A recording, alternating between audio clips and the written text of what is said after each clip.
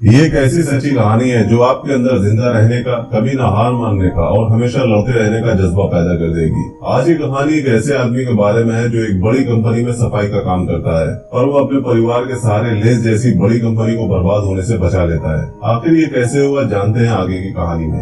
Richard नाम का एक लड़का था। वो एक गरीब मैक्सिकन परिवार से था जो बैनरी में काम करता था और उसके पिता शराब की लत से जूझ रहे थे। अल्पसंख्यक होने के कारण रिचर्ड को अक्सर बुली किया जाता था। लंच के दौरान बदमाश बच्चे उसे परेशान करते थे और यहाँ तक कि उसके लंच में रखे बरीटो को भी बर्बाद कर देते थे। उसका मजाक उड़ाते थे कि उसके खाने के अंदर मटर है, जिसे वो लोग गरीबों का खाना मानते थे। हालांकि रिचर्ड ने कभी इसका बुरा नहीं माना। दरअसल बरीटो एक मैक्सिकन डिश है जिसे वो लोग बहुत पसंद करते हैं। अगले दिन रिचर्ड और ज्यादा बरीटो स्कूल साथ लेकर जाता है, जिसे उसने अपने पसंद की लड़की के साथ शेयर किया। यहाँ तक कि उसने एक बदमाश बच्चे को भी बरीटो टेस्ट करने के लिए मना लिया और उस बदमाश को खाने का टेस्ट बहुत पसंद आया। जब और बच्चे बरीटो खाने के लिए रिचर्ड के पास आए तो रिचर्ड ने बड़ी चतुराई से उन्हें पर बरीटो 25 सेंट पे करने को कहा। इसके बाद वो सक्सेसफुली बरीटो की सेल को बढ़ाता गया, जो लोगों को बहुत पसंद आ रहा था। आखिरकार रिचर्ड ने चॉकलेट खरीदने के लिए पैसे जमा कर ही दिए। वो चॉकलेट उस लड़की को देना चाहता था जिसे वो पसंद करता था। वो एक स्टोर में जाता है, वहाँ से वो चॉकलेट खरीदना चाहता है।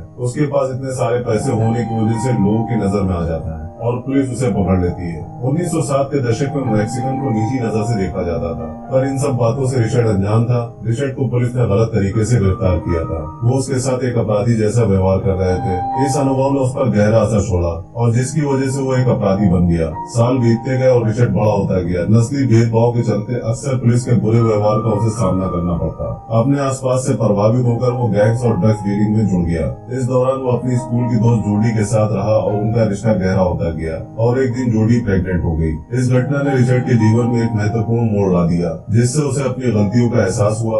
उसने अपने गैंगस्टर दोस्तों से दूरी बना ली और अपने बढ़ते परिवार के लिए बेहतर भविष्य बनाने पर ध्यान केंद्रित किया। रिचर्ड और जूडी ने शादी कर ली और उनके 2 बच्चे हुए। रिचर्ड ने एक इलेक्ट्रीशियन के रूप में काम किया, लेकिन गुजारा करने के लिए उसे संघर्ष करना पड़ रहा था। जूडी ने एक दुकान में काम किया, लेकिन उनकी सैलरी उनके परिवार के लिए काफी नहीं थी। रिचर्ड एक अच्छी जॉब की तलाश कर रहा था, वहीं जूडी स्ट्रीट पर सेलर का काम कर रही थी। रिचर्ड को मदद की जरूरत थी। उसके माता पिता से उसके संबंध तनाव भरे थे, पर इसके बावजूद वो अपने माता पिता के घर लौट आया। अपने हालातों से परेशान होकर रिचर्ड ने ड्रग बिजनेस में लौटने की उम्मीद में अपने पुराने दोस्तों का साथ मांगा। हालांकि गिरोह के नेता टोनी रिमोरो ने उसे मना कर दिया, क्योंकि वो मानता था कि इससे रिचर्ड के परिवार पर बुरा प्रभाव पड़ेगा और उसके दोस्त टोनी ने अपने अतीत को पीछे छोड़ दिया था और वो अब एक फूड फैक्ट्री में काम कर रहा था। ये जानकर रिचर्ड ने टोनी से कंपनी में एक जॉब के लिए मदद करने को कहा। टोनी की सलाह के बाद रिचर्ड फूड फैक्ट्री फ्रीटो ले में जाता है, जो एक फेमस फूड इंडस्ट्री है जो चीटोस, लेज, जेरिटोस जैसे स्नैक्स बनाने के लिए जानी जाती है। रिचर्ड को यहाँ रिजेक्ट नहीं किया गया, बल्कि उसे एक एप्लीकेशन फॉर्म भरने के लिए दिया गया। वो यहाँ कॉन्फिडेंट नहीं था, तो रिचर्ड ने बाद में घर पर फॉर्म भरने का फैसला किया। घर वापस आकर जूडी ने एप्लीकेशन फॉर्म भरने का जिम्मा अपने ऊपर ले लिया। उसने एजुकेशन में रिचर्ड के लिए centre Bernard high school graduate भरा। वो कभी भी हाई स्कूल में नहीं गया था। जूडी का मानना था कि कंपनी इस जानकारी को नहीं पता करेगी। अगले दिन भरे हुए फॉर्म को लेकर रिचर्ड घबराया हुआ मैनेजर से मिला, जो किस्मत से सेंटर बर्नार्ड हाई स्कूल का ही पूर्व छात्र था। यहाँ पर उसका झूठ पकड़ा गया। हालांकि जैसे ही मैनेजर उसे रिजेक्ट करने वाला था, रिचर्ड ने कंपनी में काम करने का एक मौका मांगा। मैनेजर ने पाया कि उसे एक केयर टेकर का काम दिया जा सकता है। मैनेजर ने उसे मौका दे दिया, क्योंकि वो मानता था कि मैक्सिकन लेबर मेहनती होती है। रिचर्ड को मशीन ऑपरेटर का काम नहीं मिला, पर इसके बावजूद रिचर्ड ने बड़ी कंपनी में काम करने वाले कर्मचारी होने पर गर्व महसूस किया और इस अवसर का लाभ उठाया। रिचर्ड ने फ्रीटो ले की यूनिफॉर्म पहनी और खुद को अपने नए काम में डुबो दिया। एक इमिग्रेंट के रूप में एक बड़ी इंडस्ट्री में काम करने का अवसर उसके लिए गर्व की बात थी, भले ही इसका मतलब एक केयर टेकर के रूप में काम की शुरुआत करना हो। रिचर्ड सीखने के लिए उत्सुक था और उसने फूड फैक्ट्री की मशीनों को देखने का मौका नहीं छोड़ा। वो मशीनों को ऑपरेट करना चाहता था, पर एक मशीन ऑपरेटर ने उसे उसके काम पर ध्यान देने को कहा। रिचर्ड ने अपने गुस्से पर नियंत्रण रखा, ये जानते हुए कि परेशानी पैदा करने से उसका करियर खतरे में पड़ सकता है। एक दिन रिचर्ड का सामना एक मशीन ऑपरेटर क्लियरेंस बेकर से हुआ। रिचर्ड ने तुरंत मशीनरी में इंटरेस्ट के बारे में क्लियरेंस को बताया, जिसने रिचर्ड के वास्तविक जुनून को पहचाना। क्लियरेंस ने खुद से मशीनों की जानकारी हासिल की थी और रिचर्ड को सिखाने के लिए मान गया। रोजाना रिचर्ड क्लियरेंस पर सवालों की बौछार कर देता और सफाई के काम को पूरी मेहनत से करता। उन दोनों की दोस्ती बढ़ती गई और रिचर्ड ने क्लियरेंस से मिली सारी मशीनी ज्ञान को समझ लिया। हालांकि एक दिन उनकी बातचीत में रुकावट आ गई, जब टोनी ने आकर उनकी बात को रोक दिया। रिचर्ड ने अपने मित्र के बुरे व्यवहार के लिए क्लेरेंस से माफी मांगी। कैफेटेरिया में टोनी ने रिचर्ड को समझाया कि उसके जैसे निचले स्तर के कर्मचारियों को अपनी स्थिति को सुरक्षित रखने के लिए बड़े रैंकिंग वाले कर्मचारियों के साथ बातचीत नहीं करनी चाहिए। टोनी ने खुलासा किया कि क्लेरेंस सबसे अनुभवी मशीन ऑपरेटर है, पर इसके बावजूद भी नस्ली भेदभाव के कारण कभी भी उसको प्लांट मैनेजर के तौर पर प्रमोट नहीं किया गया। इसके बाद रिचर्ड ने क्लेरेंस से सीखने का संकल्प को और बढ़ावा दिया। हालांकि वो अपनी केयर टेकर की नौकरी के लिए आभारी है, पर वो हमेशा ऐसा रहना नहीं चाहता। रिचर्ड ने सफलता का सपना देखा, पेप्सिको के सीईओ रॉजर एनिको की तरह बनने की ख्वाहिश रखी, जो उस वक्त कोका कोला कंपनी की राइवल कंपनी थी। संयोग से फ्रीटो-ले कंपनी भी पेप्सी कंपनी की होल्डिंग कंपनी के अधीन थी। रिचर्ड क्लेरेंस के साथ अपनी दोस्ती को मजबूत रखना चाहता है, इसके लिए रिचर्ड ने क्लेरेंस को मैक्सिकन खाने की रिश्वत दी। क्लेरेंस ने रिचर्ड के इरादों को समझा और उसे सलाह देना जारी रखा, क्योंकि वो समझ गया था कि रिचर्ड एक अच्छी पोजीशन पाना चाहता है। हर दिन रिचर्ड अपने सफाई के काम को करता और क्लेरेंस से मशीनों का ज्ञान प्राप्त करता। वो जितने सवाल करता क्लेरेंस उसे उतने जवाब देता। वो ज्यादातर वक्त फैक्ट्री में ही बिताता था, यहाँ तक कि वो घर भी कुछ ही देर के लिए जाता था। रिचर्ड की मेहनत को देखते हुए उसे एम्प्लॉय ऑफ द मंथ का अवार्ड दिया गया। हालांकि जीवन में वैसा नहीं हुआ जैसा रिचर्ड को उम्मीद थी। रोनाल्ड रीगन के अमेरिकन राष्ट्रपति बनने के साथ ही देश में आर्थिक मंदी का दौर आ गया। फ्रीटो-ले कंपनी अपने कर्मचारियों को कम करना पड़ा। रिचर्ड अपनी नौकरी बनाए रखने में कामयाब रहा, लेकिन उनके काम के घंटे कम कर दिए गए। अपनी जरूरतों को पूरा करने के लिए रिचर्ड ने अपनी इच्छा से अन्य विभागों में सहायता की। इस समय के दौरान रिचर्ड ने देखा कि फ्रीटो-ले के प्रोडक्ट में लैटिनो बाजार के लिए कुछ नहीं है। यहाँ सिर्फ वही प्रोडक्ट बनाए जा रहे हैं जो व्हाइट अमेरिकन खाते हैं। गिरती बिक्री और बढ़ते कंपटीशन से तनावग्रस्त होकर रॉजर एनिको ने सभी फ्रीटो-ले फ्रेंचाइजीज के लिए एक मोटिवेशनल वीडियो जारी किया, जिसमें कर्मचारियों से सीईओ की तरह सोचने के लिए कहा गया। कंपनी में विचारों का योगदान देने के लिए प्रोत्साहित किया गया। रैंचो कुकामंगा फ्रीटो-ले ब्रांच में रिचर्ड ही एकमात्र व्यक्ति था जिसने वीडियो देखा। रॉजर एनिको के शब्दों से मोटिवेट होकर रिचर्ड को बुरी परिस्थितियों के बीच अवसर खोजने का महत्व का एहसास हुआ। एक दिन रिचर्ड अपने बेटे को स्कूल लेने गया। उसे पता चला कि उसके बेटे को पीटा गया है और उसे लैटिनी कहकर धमकाया गया है, पर इस बात पर उसके छोटे बेटे को कोई फर्क नहीं पड़ा, क्योंकि उसे मैक्सिकन खाने की कई डिशें बहुत ज्यादा पसंद है और मूड अच्छा करने के लिए रिचर्ड उन्हें बाहर से मैक्सिकन कॉर्न खिलाता है। वो अपने आसपास देखता है कि लोगों को मैक्सिकन खाना कितना पसंद है, जो चटपटा है। वो देखता है कि उसके बेटे हर लैटिनो की तरह मसालेदार खाने का मजा लेते हैं। इससे उसे इंस्पिरेशन मिलती है। घर वापस आकर रिचर्ड ने अपना आइडिया जूडी को बताया। वो एक खाने का सैंपल तैयार करना चाहता है। उसने एक मसालेदार नाश्ता बनाने का प्रस्ताव रखा। उसे उम्मीद है कि वह इस लैटिनी बाजार पर कब्जा कर पाएगा और कंपनी को बचा पाएगा। रिचर्ड ने जूडी से मसाला बनाने में मदद करने के लिए कहा। रिचर्ड ने क्लेरेंस के साथ अपना आइडिया साझा किया। उसका मानना था कि इससे वो कंपनी को बचा सकते हैं। उसने टेस्टिंग के लिए कुछ रॉ मटेरियल को घर ले जाने की अनुमति मांगी। वो एक सैंपल तैयार करना चाहता था जिसमें उसके मसाले मिलाकर एक नया प्रोडक्ट बनाया जाए। उसके बाद वो एक पास की दुकान में मैक्सिकन मसाले इकट्ठा करने की खोज में निकल पड़ा। उन्होंने कई प्रयोग किए जब तक कि उन्हें सही टेस्ट नहीं मिल जाता।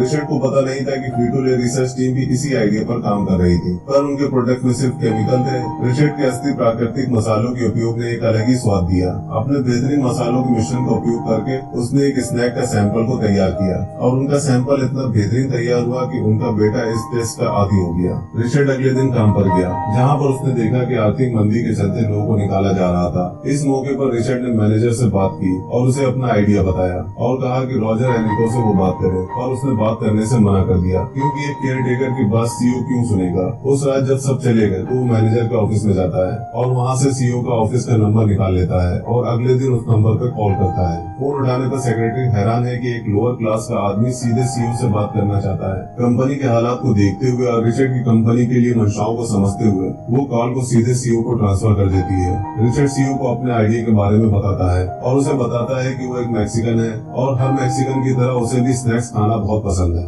जो बहुत स्पाइसी होते हैं। वो बताता है कि मैक्सिकन्स को स्पाइसेस खाना बहुत पसंद है और वो बताता है कि उसने खुद से मसाले बनाए हैं जो कंपनी के बनाए हुए प्रोडक्ट में मिलाए जा सकते हैं, जिससे उसका टेस्ट और अच्छा हो जाता है। जब रॉजर को पता चलता है कि रिचर्ड को ये काम करने की प्रेरणा उसके वीडियो से मिली है तो रॉजर उसके बनाए हुए सैंपल को टेस्ट करने के लिए राजी हो जाता है। उसे वो सैंपल मिल भी जाते हैं जो टेस्ट करने पर बहुत तीखे होते हैं, पर उसका टेस्ट लाजवाब है जिससे उसका कोई भी आदी हो जाए। रॉजर रिचर्ड को कॉल करता है और उससे बताता है कि उसका आइडिया उसे बहुत पसंद आया और उसे कहता है कि वो 2 हफ्ते बाद ब्रांच में मिलेगा और नए आइडिया पर उससे बात करेगा। अपने सीईओ के आने की खबर से मैनेजर परेशान हो जाता है, क्योंकि उसका मानना है कि उसके आइडिया पर काम करने से पैसे और संसाधन दोनों की बर्बादी होगी और अगर ये आइडिया काम नहीं करा तो कंपनी में बचे हुए लोगों को भी निकालना पड़ सकता है। मैनेजर के हिसाब से केयर टेकर के दर्जे के आदमी को सीईओ लेवल से बात नहीं करनी चाहिए थी। रिचर्ड इन सारी बातों से परेशान है। उसे डर है कि उसकी वजह से कहीं कंपनी में बाकी लोग की नौकरी न चली जाए। जूडी उसे समझाती है और उसे निराश होने नहीं देती। वो उसे उसकी प्रेजेंटेशन पर काम करने को कहती है जो उसे सीईओ को देनी है। दोनों लाइब्रेरी जाते हैं और वहाँ कई सारी किताबें पढ़ते हैं और रिसर्च करते हैं जिससे उसकी प्रेजेंटेशन अच्छी जाए। वहीं क्लेरेंस उसे प्रेजेंटेशन में बात करने का तरीका बताता है। वहीं रॉजर रेनिको अपनी टीम के साथ फैक्ट्री पहुंच जाते हैं। रिचर्ड प्रेजेंटेशन देने की कोशिश करता है जिसमें वो कामयाब नहीं होता। आखिर में वो प्रेजेंटेशन वैसे ही देता है जैसा वो देना चाहता था। वो बताता है कि लैटिनो को उनका बनाया हुआ प्रोडक्ट बोरिंग लगता है क्योंकि लैटिनो बहुत सारा मसाला और अलग अलग टेस्ट पसंद करते हैं। वो उनका ध्यान लैटिनो मार्केट की तरफ लेकर जाता है जिनकी तरफ अब तक नहीं देखा गया। वहीं बैठी हुई टीम ने उसे नीचे दिखाने की पूरी कोशिश की पर इसके बावजूद रिचर्ड के आइडिया को सीईओ ने समझा और उसमें निवेश करने का फैसला किया।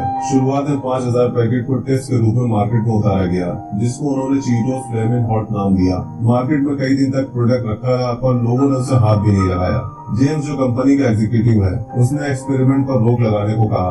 रिचर्ड और मैनेजर ने उसे ऐसा करने से मना किया और 1 हफ्ते का वक्त मांगा। इस परिस्थिति से वो बहुत ज्यादा परेशान है। उसे खुद की काबिलियत पर शक होने लगा। उसे लगता है कि कंपनी के लिए कोई डिसीजन लेना उसकी काबिलियत के बाहर है। क्लेरेंस उसे समझाता है कि सब भूल जाओ और हार मत मानो। रिचर्ड घर में आता है। वो तब भी परेशान था पर तभी उसका बेटा आता है और कहता है कि उसने कभी चीटोस फ्लेमिंग हॉट का विज्ञापन नहीं देखा। अगले दिन रिचर्ड अपनी पुरानी गैंग और टोनी के पास जाता है और वो कहता है कि वो टोनी को उसकी जॉब वापस दिला देगा अगर वो उसकी मदद करे। सभी लोग रिचर्ड के साथ फैक्ट्री में आ जाते हैं। वो सबको बताता है कि कंपनी में बनाया नया प्रोडक्ट जल्दी बंद कर दिया जाएगा। ऐसा ना हो और आप सबकी नौकरी रहे इसलिए आप सबको मदद करनी चाहिए। सेल नहीं हो पा रही क्योंकि लोगों को इसके बारे में पता ही नहीं है। मार्केटिंग करने के लिए उनके पास जो अब चीटोस बचे हुए हैं उसे लैटिनो कम्युनिटी में बांटना होगा ताकि वो टेस्ट करें और पसंद करें। सभी लोगों की मदद के सहारे डब्बों को गाड़ियों में भर दिया जाता है और आसपास के सभी लैटिनोज में बांटा जाता है। उन्हें उम्मीद है कि उनकी सेल्स को बढ़ा देगा। इसके अलावा रिचर्ड अपने बच्चों के साथ मार्केट में रखे हुए चीटोस को खरीदता है जिसे देखकर और भी ग्राहक चीटोस को खरीदते हैं और ट्राई करने पर मजबूर हो जाते हैं। ऐसा करने से उनकी सेल तेजी से बढ़ने लगती है और रिचर्ड की मार्केटिंग का आइडिया काम कर जाता है। सीईओ भी इस खबर से बहुत खुश है और वो रिचर्ड को कांटेक्ट करता है और उसे 5 मिलियन चीटोस इमीडिएटली बनाने का ऑर्डर देता है जो उनकी ही ब्रांच में तैयार किया जाना है। ये सुन वो हैरान रह जाता है। ये रिचर्ड और वहाँ के लोगों के लिए खुशखबरी थी।